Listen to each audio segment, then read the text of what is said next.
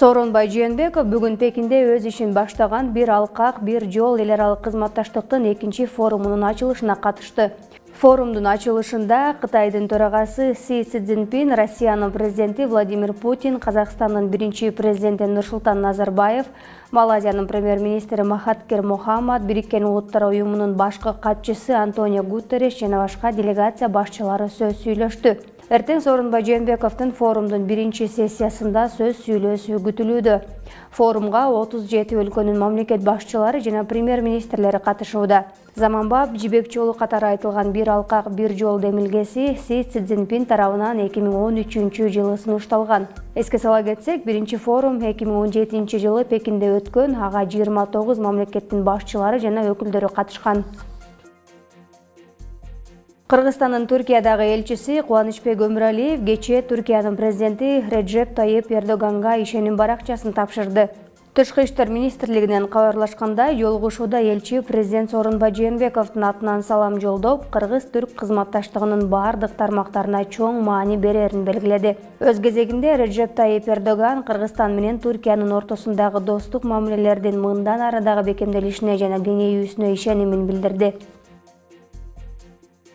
Сооронбай Жээнбеков бүгүн Кытайдын Пекин шаарында бир алкак, бир жол форумуна катышуунун алкагында Кытайдын Коммунисттик партиясынын Борбордук комитетинин саясий бюросунун туруктуу комитетинин мүчөсү Ван Хунин менен жолугушту. Мамлекет башчысы менен жылуу учурашып, Ван Хунин Кыргыз-Кытай мамилелерин бекемдөөгө кошкон салымы үчүн Сооронбай Жээнбековго ыраазычылык билдирди. Мамлекет башчысы Кыргызстан быйыл Кытайдын төрагасы Си Цзиньпиндин мамлекеттик визити менен келишин күтүп жаткандыгын кошумчалады. Өкмөттүн аппаратынын жетекчисинин орун басары Эмилбек Бусурманкуловдун төрагалыгы алдында 9 май улуу жеңиш күнүнүн 74 жылдыгын өткөрүү боюнча жумушчу кеңешме өттү. Жеңиш күнүн белгилөөгө арналган иш-чараларга даярдануу жана өткөрүү максатында атайын өкмөттүн иш-чаралар планы дагы иштелип чыкты. Улуу ата мекендик согуштун бардык ардагерлерине бир жолку кошумча жөлөк пул төлөнөт. Бишкек шаарынын жеңиш майрамында митинг реквием майрамдык концерт өткөрүлүп, советтик мезгилдеги аскердик техника көргөзмөсү уюштурулат. Борбор калаада жана аймактарда жеңиш күнүнө арналган көргөзмөлөр, салтанаттуу иш-чаралар дагы өткөрүлмөкчү. Негизги ири иш-чара Өлбөс полка акциясы, ал салт боюнча жеңиш күнүндө 9 майда өтөт. Ош шаарында жаңы диализ борбору ачылды. Бул борбор Бишкек, Ош жана Жалал Абад шаарларында гемодиализ кызматтарын уюштуруу мамлекеттик жеке өнөктөштүк долбоорунун алкагында ачылды. Клиника 11 жаңы диализ жабдуулары менен жабдылган. Диализ борборунда 11 квалификациялуу кызматкер иштейт, анын ичинде дарыгерлер, медайымдар жана техникалык жумушчулар бар. Алардын баары кошумча окутуудан жана квалификацияны жогорулатуудан өткөн. Белгилей кетсек, бул Кыргызстандагы 3-чү диализ борбору болуп саналат. Биринчи диализдик клиника өз ишин 2018 жылдын октябрында Жалал Абад шаарында баштаган. Февралда Бишкек шаарында экинчиси ачылган, ал ачылышы пландаштырылган 4 диализ борборунун эң ириси. Быйылкы жылы Бишкек шаарында 4-чү диализдик клиниканын ачылышы күтүлүүдө.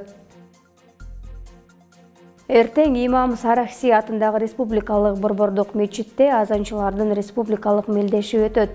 Бул тууралуу муфтияттын басма сөз кызматы билдирет. Мелдешке өлкө аймагынан тандалып алынган 27 азанчы катышат. Азанчылардын республикалык мелдешинин жеңүүчүсүнө умра сапарына жолдомо ыйгарылса, калган байгелүү 2 орунду ээлегендерге атайын белектер ыйгарылат. Советтер Союзунун эл артисти Даркүл Куюкованын 100 жылдык мааракесине карата 29 апрелден 3 майга чейин 11-чи республикалык театр фестиваль өтөт. Бул тууралуу Маданият, маалымат жана туризм министрлиги билдирет. Даркүл Куюкова 10 жашынан тарта эле театрда роль жарата баштаган. Ал театр сахнасында дүйнөлүк орус жана кыргыз классикалык драматургиясы боюнча коюлган спектакльдерде ондогон кейипкерлерди, өзгөчө энелердин образын жогорку чеберчиликте аткарып, кыргыз театр өнөрүндө улуттук мүнөздөгү кайталангыс театр мектебин түптөп кеткендердин бири. Белгилей кетсек, атактуу актриса 1919 жылы 29 октябрда төрөлгөн.